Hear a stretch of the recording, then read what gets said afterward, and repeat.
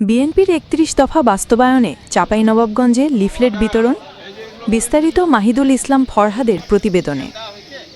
বাংলাদেশ জাতীয়তাবাদী দল বিএনপি ঘোষিত ৩১ দফা জাতীয় রূপরেখা বাস্তবায়নের লক্ষ্যে চাঁপাইনবাবগঞ্জ সদর উপজেলার গোড়াতলা ইউনিয়নে লিফলেট বিতরণ কার্যক্রম অনুষ্ঠিত হয়েছে।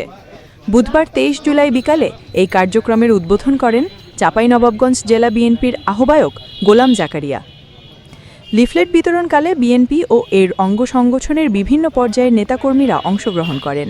এই সময় উপস্থিত ছিলেন চাঁপাইনবাবগঞ্জ পৌর বিএনপির সভাপতি কামরুল আরেফিন বুল, সদর থানা বিএনপির আহ্বায়ক আমিনুল ইসলাম, জেলা বিএনপির সদস্য ওবায়দ পাঠান এবং পৌর বিএনপির সাধারণ সম্পাদক AHMM জামাল বাচ্চু।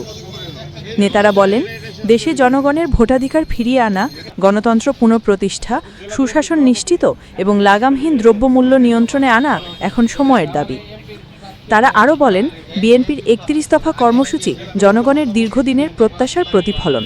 এই কর্মসূচি বাস্তবায়নের মধ্য দিয়েই একটি জনগণের সরকার প্রতিষ্ঠার পথ সুগম হবে।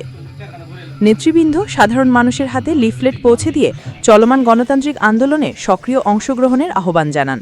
তারা বলেন, শুধু রাজনৈতিক দল নয়, দেশের সব সচেতন নাগরিককে এই আন্দোলনের অংশ হতে হবে, কারণ এই লড়াই জনগণের অধিকার পুনরুদ্ধারের লড়াই।